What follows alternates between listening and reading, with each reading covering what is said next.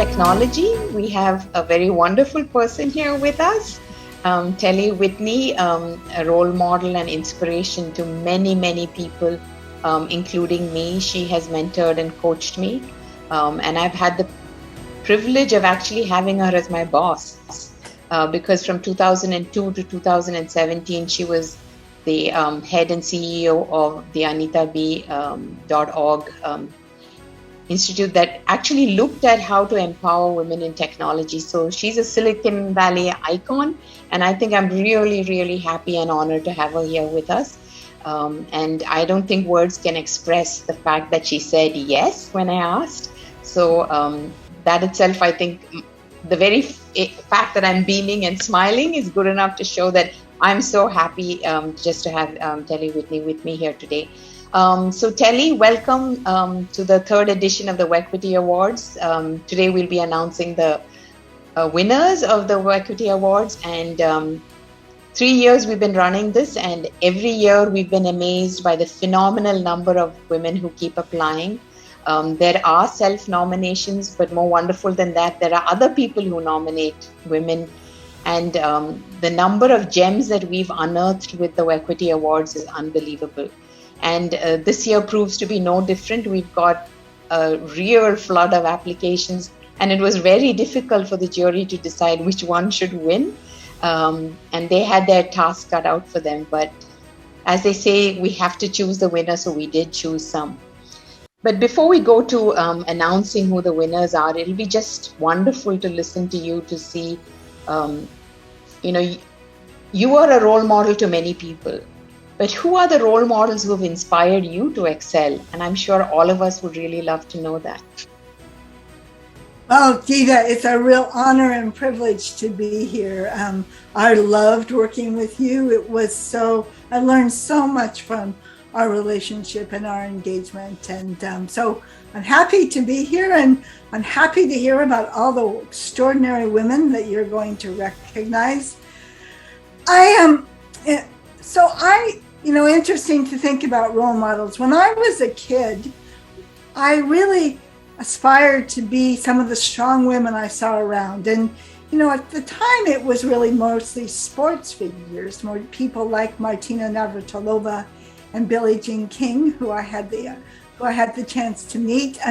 But as I reflect back on them, they're really women who were very strong and really excelled at whatever they were doing. Later, I really admired and thought about Sally Ride, who was the first woman in space. It was those were my early role models. As I reflect back on my role models in more recent times, I think that Anita Borg, who was a very close friend, but she was also a role model for what I aspired to do in the years that I led the Anita Borg Institute, about bringing women to the table, creating technology. Maria Clave, who was the chair of our board, now the president of Harvey Mudd College. All of these people were strong individuals who really had an influence on the world. That's so true, and because you've influenced enough people in your lifetime. I think anyone who's come, I think with Anita Borg, you co-founded the Grace Hopper Celebration for Women in Computing, and I think every year it went, bigger and better, and more and more women got the chance to really get inspired with other women that they saw, and I think that was a great thing that you started off. And I think from all the women technologists that are here, I would really like to thank you from the bottom of my heart, saying that you've done so much for the women in technology. I think it's just that tracing your footsteps. I know you're a computer scientist, but to come, you've worked in the semiconductor industry, but you've really shown how it is to be a woman and be a technologist and be a role model. It's like all three rolled in one. How did she do it? That's Telle Whitney, right? So thank you. Yeah, thank you. One of the great gifts of my time at the Anita Borg Institute was at the Grace Hopper Celebration. All these young women would come up to me and find me and say, this event changed my life. It really, the chance to come together with so many other women, to learn from them, to aspire to be who they are. And I do think that some of the work that you're doing right now, Geetha, in India can have that kind of influence on so many young women. Yeah, thank you, Telle. So you were talking about women in technology. So in the future, we hope to see more and more women step up and really create milestones in technology. So what are your views? Because you've seen how the world has progressed from when there were very few women in the technology space to now. I mean, it's not that we've really progressed very far, but it's definitely in a better position than it was. What are your views on this? Well, if you look to the future and you think about the technology that is changing all of our lives, technologies like AI or the health work. I mean, combining technology with health feedback. I mean, there's so much exciting opportunity, and yet it's really important to have women at the table creating this technology. I love the fact that women more and more are working in technology and they're having influence. And what I would love to see is having more of them be in leadership roles and be CEOs of their own organizations and really show up. And because we know that the technology looks different when women are at the table.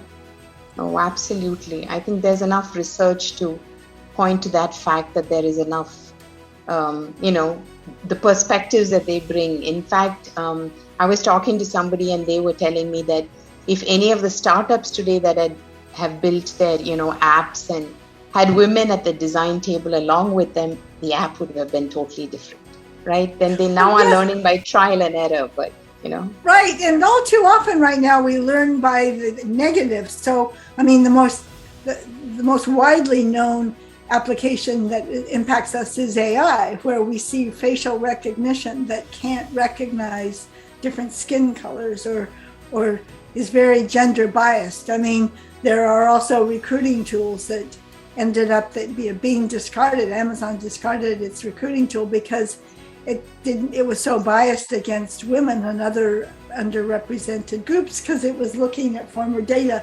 And you can't tell me that if women were helping to create those apps, that they wouldn't have been better. Right. Actually, we hear it all the time, especially from the product side of the team, saying that, if women had designed it because they would have thought differently and made it in such a way that the user would have really felt, that they could use it. But yeah, but that brings us to a new, an interesting thought saying that if women can bring, innovation and diversity to the technology table, what are your thoughts on how will they all intersect like that, the technology, the innovation and diversity? Earlier in my career, I was part of a technology revolution, and that's the VLSI revolution.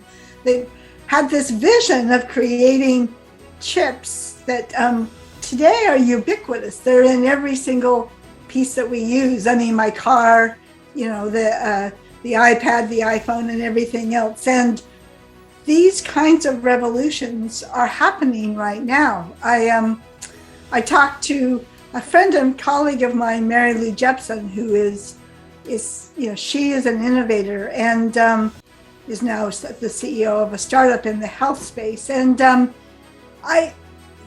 you just can't tell me that when you bring together technology and innovation and think about what that future looks like, that diversity isn't a key part of that. It's so important.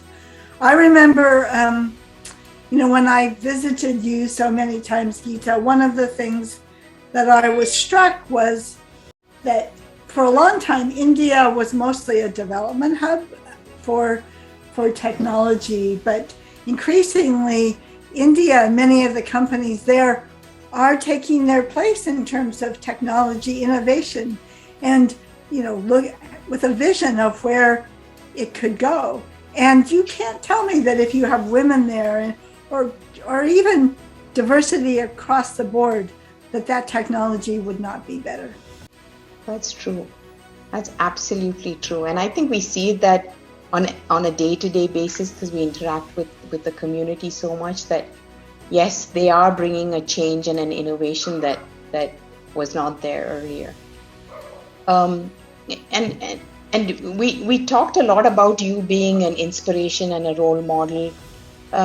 Do you have any stories that you can share of, in your initial pioneering days, how, to succeed in your career, what you did differently, or any story that would excite our women technologists and inspire them even more?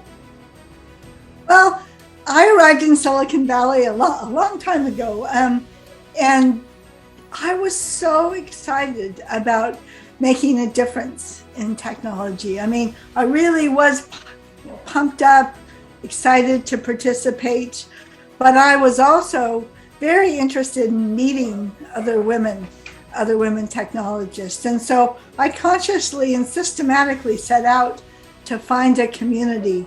And it was in those early years that I first met my friend Anita Borg.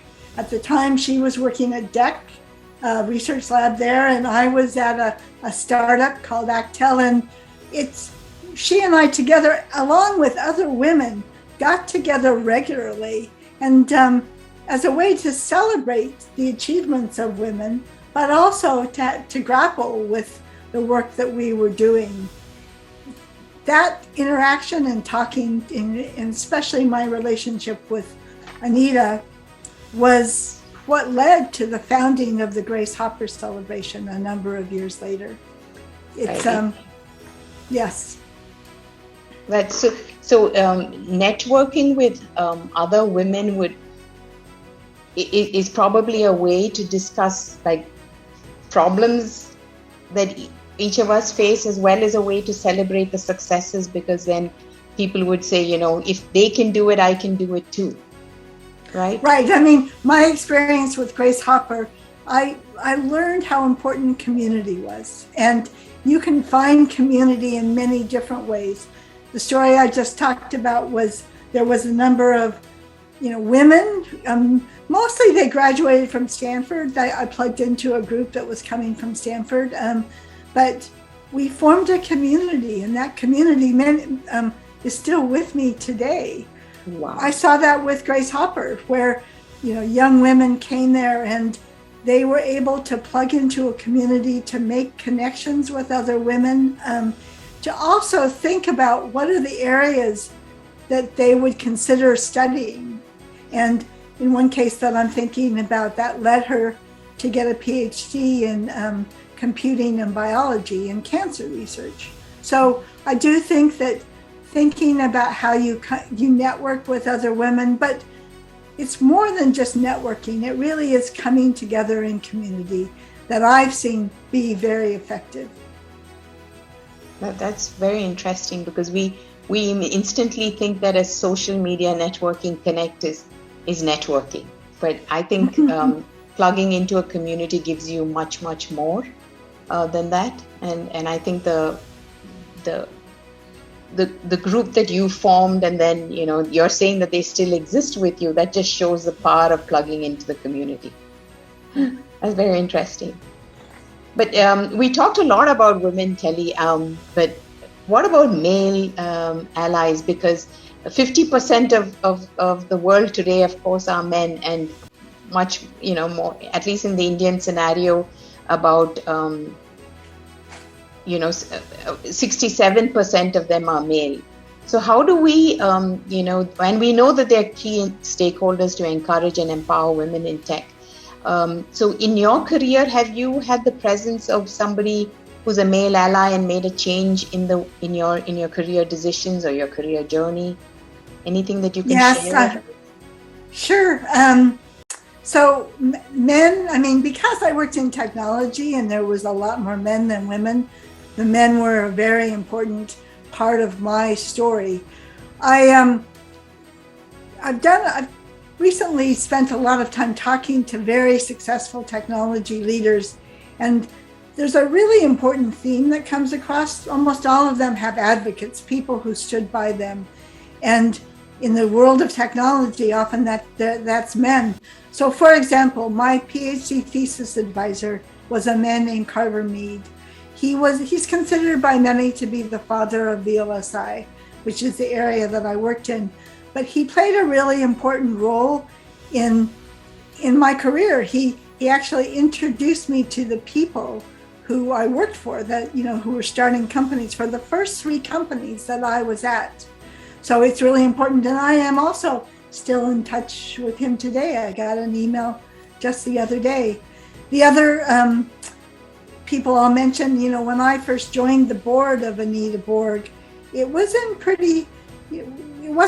didn't yet have a goal, a theme that was working. But many of the board members were men. I mean, Bill Wolf, who at the time was the president of the National Academy of Engineering, was on our board, as was a man named Greg Papadopoulos, who at the time was the CTO of Sun, as well as Bill Unger, who was a VC. And all of them were very influential in the time that I spent with Anita Borg. And I'm still in touch with all 3 of them, actually. So I do think that understanding who has the power and influence in whatever area that you're in and getting to know them.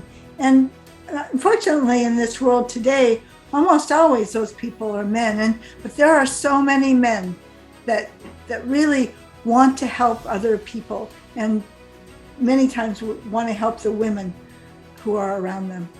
Oh, absolutely. I mean, we've seen many in our journeys throughout who've helped, and I think without their support and strong allyship, we couldn't have done what we've done so far. Before we actually say goodbye to you, I'd really like to ask you, is there anything, I mean, this is a cliched question, but is there a message that you have for the women technologists here in India? Is there something that you leave as an inspirational thought with them, so that they can remember Telle Whitney in the same way that I've seen you, right? Real, true. You are an epitome of all our awards. You are a technist, you are a tech beacon, and you are a solid member of the community that promotes women in technology. So, being a true epitome of Wequity Awards itself, what are those inspirational words that you can leave us with? So the women who you are recognizing today are inspirational both to me and to other people who are in your network. And I would encourage everybody who's listening to this to think about what you want. How do you want to have impact? How do you want to make a difference in the world that's around us? And to have this vision of where you want to go, to have the courage to take the risks to achieve that vision, and then always, always just go for it. Yeah. Thank you, Telle. Just go for it. I think that's a beautiful way to end this all. And thank you so much for joining us for the 3rd edition of the Wequity Awards. As I said in the beginning, we're honored, we're privileged, and I couldn't have thought of a better person to have with me here today. Thank you so much, Telle. Well, it's a real honor and privilege to talk to you, Geetha. Thank you for having me.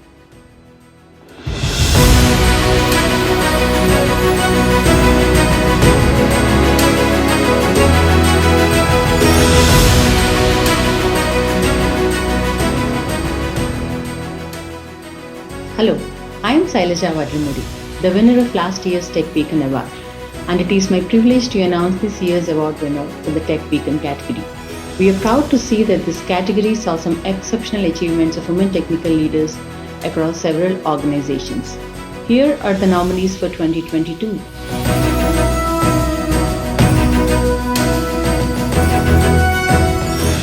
And the award goes to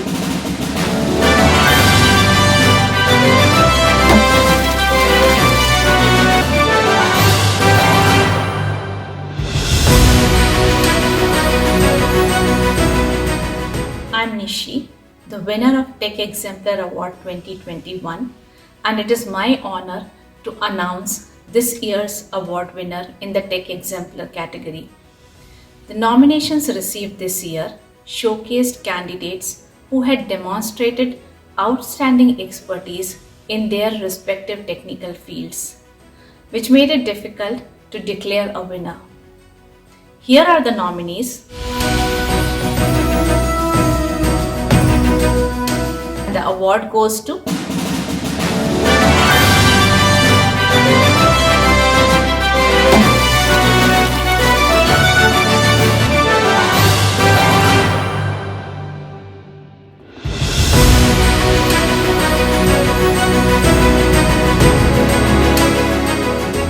Hi all, I'm Sandhya, last year Technist Award winner.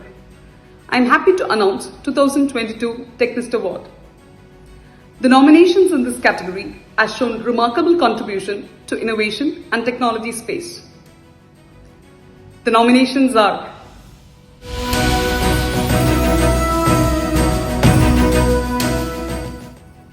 and the winner is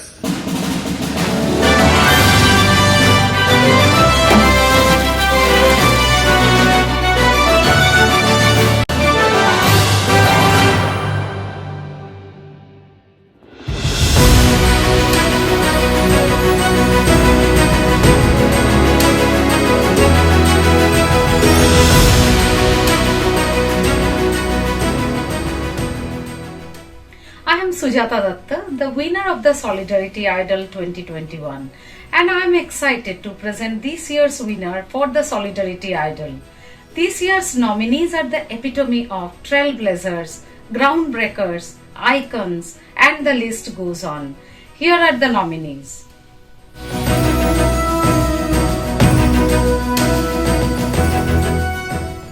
And the award goes to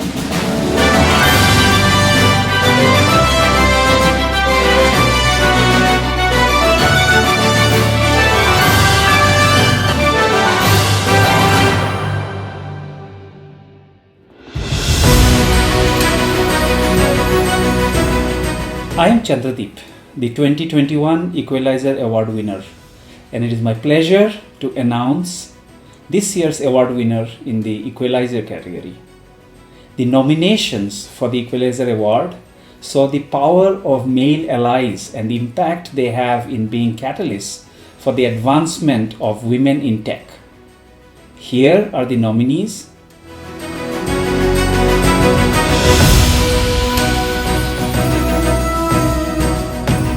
And the Equalizer goes to